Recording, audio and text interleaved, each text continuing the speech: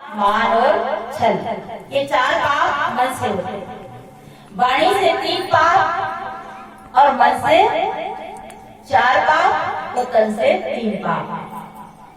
अगर ये हम नहीं करते हैं तो हम आज ही इसी वक्त हमारा कल्याण है। ना कोई मंत्र जाप करने की जरूरत, ना हवन पूजन करने की जरूरत, ना व्रत लेने की जरूरत। ये 10 दोष का जिनके जीवन में त्याग है, यही बात बाबा ने कहा। पर उपकार वचन मन काया, ये 3 पाप तन से होते हैं। और कबीर साहब संत किसको कहते हैं? साधु संत ते जना जिन मानल वचन हमार। साधु संत कौन? जिसने उनके वचन को माना। आप में भी संत है। अगर गुरुदेव के वचनों पे हम चलते हैं, साहिब के वचनों पे चलते हैं, तो हम भी संत हैं। और श्री पूरण साहिब जी संत किसे कहते हैं? संत कहिए जीव को जो शांत स्वरूप, हमारा स्वरूप शांत है, हमारा स्वरूप निर्विकारी है, हमारा शरीर, हमारा स्वरूप 3 गुणों से परे है, 5 तत्वों से परे है। हमारा स्वरूप शांत है और हमारा स्वरूप ज्ञान स्वरूप है। पर बात यह है कि उसकी हमें पहचान नहीं है। उसी बात को श्री पूरण साहिब जी ने कहा है, सर्वे हूँ को जाने सो तो सर्वे हूँ से। आप संध्या पाठ करते हैं नहीं करते? कोई नहीं करते, फेल है सब। अगर आप संध्या पाठ करते होंगे तो आप जरूर पता चलेगा आखिरी कि सर्वे हूँ को जाने सो तो सर्वे हूँ से न्यारो सोई गुरु रूप निज परख लगायो। उसको ही गुरु ने निज रूप को परख कर लगाया, समझाया। और वो कैसा है? अजर अखंड रूपी। वो कैसा है? अजर है। जर्जरावस्था नहीं आती है। हमारे शरीर में जर्जरावस्था आती है। हमारा शरीर बच्चा से जवान होता है, जवान से बूढ़ा होता है, बूढ़ा के बाद मर जाता है। अजर अखंड है, किसी का टुकड़ा नहीं है, किसी का अंशी नहीं है, किसी की बूंदे नहीं है। मैंने कहते ना कि परमात्मा सागर जैसा है और उसकी बूंदे हम जीव है, नहीं, वो तो अजर है, कभी मरता नहीं है, अखंड है, नित्य है, सत्य है, सनातन है और परम है, श्रेष्ठ है। क्योंकि तत्वों से परे है, इसलिए वो परम है और श्रेष्ठ है। ऐसे ही पूरन साहब कहते हैं वो आपका स्वरूप है, वो आपका राम है। कहते हैं दुनिया मर जाती है, दुनिया नष्ट हो जाती है, पर राम कभी नष्ट नहीं होता है। दुनिया यानी संसार, संसार यानी हमारा शरीर, हमारा मानव हुआ प्राणी, हमारे माने हुए पदार्थ नष्ट हो जाते हैं, पर जो अविनाशी तत्व है, आत्मा तत्व है, राम तत्व है, जीव तत्व है, ब्रह्म तत्व है, ईश्वर तत्व है, जिसको हम चेतन तत्व कहते हैं, वो कभी नष्ट नहीं होता है। इसलिए संतों की भाषा में, गुरुजनों की भाषा में, तत्वदर्शी महापुरुषों की भाषा में उसे अजर अखंड का है। तो श्री पूरण साहिब कहते हैं संत कहिए जीव को जो शांत स्वरूप, संत कहिए श्रोता को जो निर्वाणे निज रूप। तो संत की परिभाषा में इस प्रकार करते हैं। तो हम सब संत के लायक है, हम सब संत की लाइन में हैं और हम सब शांति चाहते हैं। साहिब कहते संतो बोले थे जगमारे। एक और आता है भजन में, कहे कबीर सुनो भाई साधु। तो हम क्या समझते हैं? ये तो साधु लोग का काम है, ये जाने। साधु को का हमें थोड़ी का, ये साधु जाने नहीं। भाई शब्द जहाँ आया है, भाई पहले आया है। कहे कबीर सुनो भाई, पहले साधु आया कि भाई आया? तो भाई मतलब सभी भाई, जीव मात्र, मनुष्य मात्र भाई। पहले सुनो और फिर साधो। हम क्या करते हैं? सुनते ही नहीं है तो साधेंगे कहाँ से?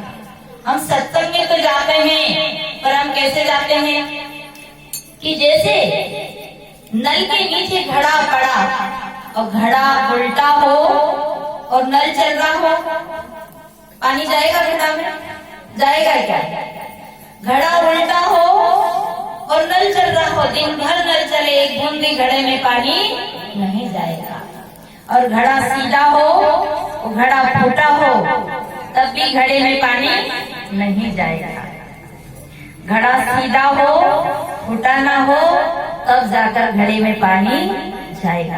अगर हम बैठे हैं और हमारा मन यहाँ नहीं बैठा है तो हम उस भूमिका पे नहीं है। और हम यहाँ बैठे हैं, मन भी यहीं बैठा है, तन भी यहीं बैठा है, तब तो हम जरूर साहेब के हंस से, कहते ना, तन रेता मन जात है, मन रेता तन जाए, तन मन एके होए रहा, तब हंस कबीर कहा। जैसे हमारी बहनें यहाँ आ गई और कोई कोई घर में रह गई, वो सोच रही होगी कि आज हमारे गांव में सत्संग है, माता राम तो गई है सत्संग और मैं नहीं गई, पता नहीं दूर दूर से साहेब लोग आए हैं, कैसी कैसी अच्छी अच्छी बातें बता रहे होंगे, काश मैं भी चली जाती तो मैं भी कुछ सुनकर आ जाती। उसका मन कहाँ है? काम घर में कर रही है वो, पर उसका ध्यान कहाँ है? यहाँ है। तो बताओ उसकी सुरता में कौन से संस्कार जा रहे हैं? अच्छे संस्कार जा रहे हैं। और सासू माँ यहाँ आ गई और सोच रही कि बहू को घर में छोड़ के आई, बिल्ली को दूध ना पिला दे, खिड़की खुली ना रख दे, पता नहीं कहीं घोटालो नहीं कर ले, कहीं पियर के मिलने आए कुछ साड़ी वाड़ी ना रख दे, कुछ दाल वाल ना रख दे, कुछ बड़ी बड़ी ना रख दे। तो सासू जी का मन कहाँ है? हम सत्संग में रहते हुए भी कोरे के कोरे ही रह जाते हैं, ज्ञानवान होकर के भी धोखा खा जाते हैं। उसी बात को कबीर साहब ने कहा, शस्त्र घड़ा में कुछ डाले फिर सूखे का सूखा, हजार घड़ा पत्थर में डालो पर पत्थर सूखा का सूखा। पानी में पड़ा हुआ पत्थर को निकालो तो आग बरसता है।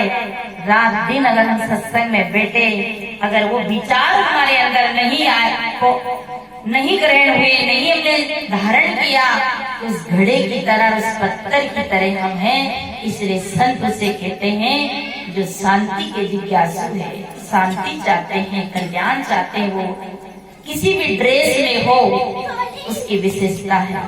तो साहेब कहते संतो बोले तेज मारे, हे संतो, बोलने से ही लोग जग के लोग मारते हैं, पर कैसा बोले, क्यों मारे? क्योंकि बोले तेज मारे। बोलना भी बड़ा समझ के बोलना होता है। एक नेताजी था साहब, एक नेताजी गया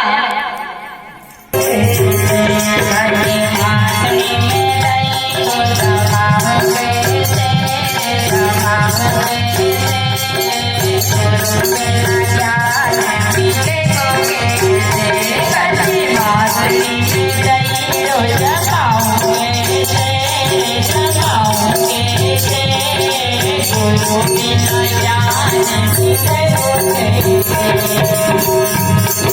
इसकी आवाज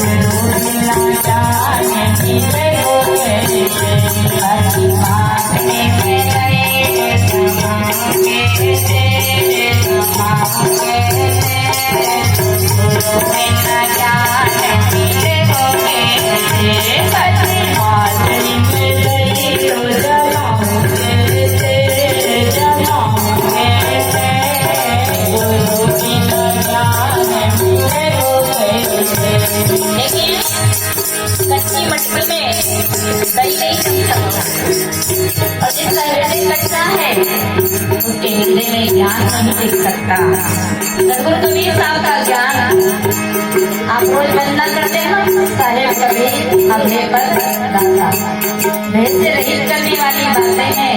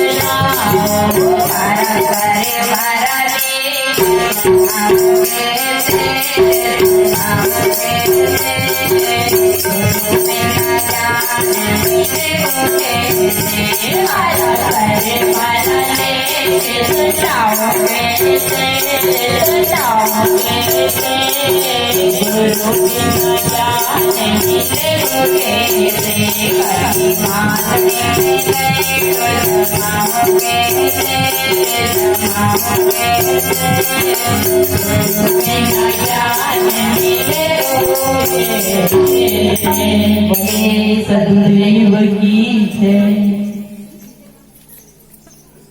तो गुरु बिना हमें सच्चा ज्ञान नहीं मिल सकता। साहेब कहते संतो बोले थे जगबार। एक जगह कथा चल रही थी, कथा में पंडित जी सुना रहे थे कि हिरण्याकश्यप और हिरण्याक्ष दो भाई थे।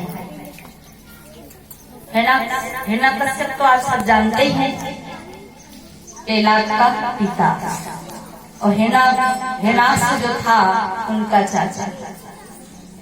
एक बार हिरण्याक्ष पूरी पृथ्वी को उठा के ले गया, और जब पृथ्वी उठा के ले गया तो सब देवता त्राय त्राय हो गए, घबरा गए। देवता सब दौड़कर कहाँ गए? विष्णु जी के पास। और विष्णु जी ने क्या किया? वरा अवतार धारण किया, और वरा अवतार धारण करके सारे पृथ्वी का जो मल के कोट में जो पृथ्वी छुपाई थी, उस पृथ्वी को मल के कोट से छुड़ा करके निकाल करके लाए, और उस पृथ्वी से 1000 साल भोग किया, जिससे एक बेटा पैदा हुआ जिसका नाम रखा मंगल ग्रह। और हम सब ने कथा सुनी, और हम सब क्या कह रहे? सत्य वचन महाराज क्या कथा सुनाई, प्रभु की लीला परम पार। क्योंकि हमारी बुद्धि वहां पार नहीं पाई, इसलिए हमने कह दिया कि जो मंच पे बैठे गुरु कहते हैं वो सब सत्य ही सत्य है। अब मैं आपसे एक प्रश्न करती हूँ, मोबाइल मैं आपसे एक प्रश्न करती हूँ, ध्यान देना, आप ध्यान से सुनना है। जैसे ये पृथ्वी, ये आप सब बैठे हैं ना, वैज्ञानिक लोग कहते हैं, और आप लोग सब भी पढ़े होंगे कि पृथ्वी है जो सूर्य के चक्कर लगा रही है। पृथ्वी अपनी किल पे एक चक्कर लगाती है तो 24 घंटे होते हैं, और सूर्य की एक चक्कर लगाती है तो 365 दिन होते हैं। इतनी बड़ी पृथ्वी को हम सब पृथ्वी में हैं, और पृथ्वी घूमती है। अच्छा, पृथ्वी घूमती है, इस बात को कितने लोग मानते हैं?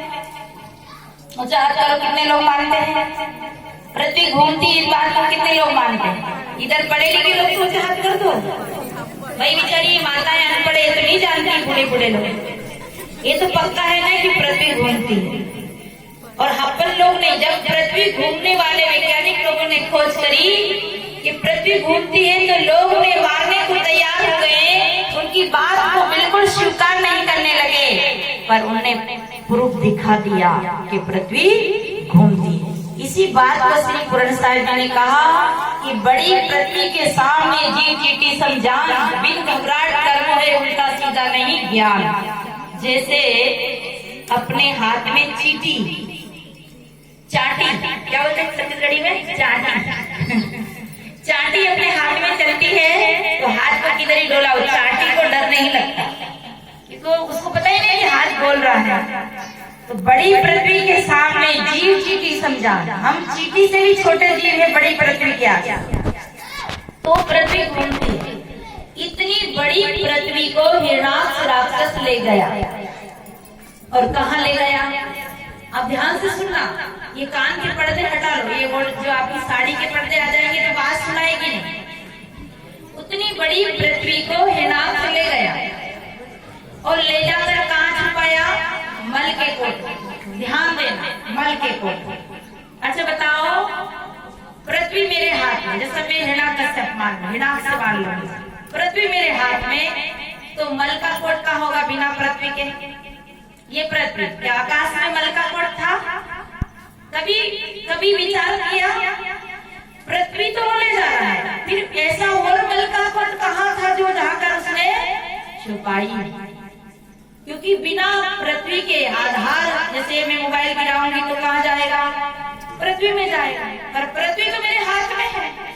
मैं कहाँ बैठी हूँ? आप कहाँ बैठे? धरती पे, पृथ्वी पे। और ये हारमोनियम, ये माइक के कहाँ लगे? पृथ्वी पे। और पृथ्वी तो मेरे हाथ में है। बात समझ आ रही? आ रही कि नहीं? हाँ ना मत कर दो, आ रही ना? मैं झूठ बोलूं तो उकरा मत देना। उस पृथ्वी को वो ले गया, तो वो कितना बड़ा था? वो कितना बड़ा था, बुलडोजर मशीन था कि जैसी भी मशीन था, तो ऐसी मशीन बनी नहीं जो कि पृथ्वी को उठा ले, बनी कैसी मशीन? उतना बड़ा राक्षस था, इतनी बड़ी पृथ्वी को ले गया। और यही आप विवेक लगाइए, उसको उसने मल के कोट में छुपाया। तो कहाँ छुपाया? बिना आधार के। ये कहानी बिल्कुल सत्य है, सत्य है ये कहानी, और हम सब कथा सुनते हैं। कभी पंडित जी से पूछा कि पंडित जी पृथ्वी तो वो ले गया है, छुपाई कहाँ? भगवान जैसे को भी लोगों ने सुहर बना दिया। कहते फिर उसने मल हटाया और फिर उस पृथ्वी को छुड़ा के लाए। आगे देखिए 1000 साल भोग किया। क्या ये जड़ प्रकृति से कोई भोग करता है? बच्चे पैदा होता है मिट्टी से, और उससे फिर बेटा पैदा हो गया, उसे गृह बना दिया। क्योंकि कवि की कविता, लिखने वाले का लिखना और हम जैसे भोले लोगों को समझना बड़ा कठिन है। क्योंकि ये तो राजा का बेटा पढ़ता था कि पंडित का बेटा पढ़ता था। आप तो तेली थे, आप पढ़ने के अधिकारी कहाँ थे? आप तो तेल पी लो और तेल पील करके छत्री ब्राह्मण को दे और वो बैठकर खावे ऐश करे। आप पढ़ने के अधिकारी नहीं थे। आदमी आज भी पढ़ा लिखा होकर के उन्हीं मान्य अंधविश्वास में जीता है कि विचार नहीं करता है कि बिना आधार के पृथ्वी का ठहरी, और इतनी बड़ी पृथ्वी को कोई उठाता है तो वो तो रामकृष्ण से भी बड़ा हो गया, वो तो कर्ता से भी बड़ा हो गया। इसलिए भाइयों, इस पृथ्वी को कोई उठा नहीं सकता। पृथ्वी, भूमि, धरणी, वसुंधरा, ये कोई लड़की का नाम रहा होगा, और वो मल का कोने में मल, गंदे विचार, गंदी भावना, गलत भाव वाला ही ऐसा काम कर सकता है। तो देखिए, और आता है एक जगह और वाल्मीकि रामायण में आता है, राम और रावण के युद्ध होता है। राम रावण के युद्ध होता है। किस लिए युद्ध होता है? आप लोग बताएंगे किस लिए युद्ध? मैं ही बताऊं? चलो मैं ही बता रही हूँ, क्योंकि आप बताने लगे तो देरी लग जाएगी, और मैं बताऊंगी तो सबको यही से सबके कान में सुना जाएगा। राम रावण के युद्ध क्यों हुआ? सरल सी बात, शूर्पणखा ने राम को, शूर्पणखा को राम से प्रेम हो गया। मतलब राम को वो वर रूप में चाहता, पति रूप में चाहता, और राम जी अस्वीकार कर देते हैं।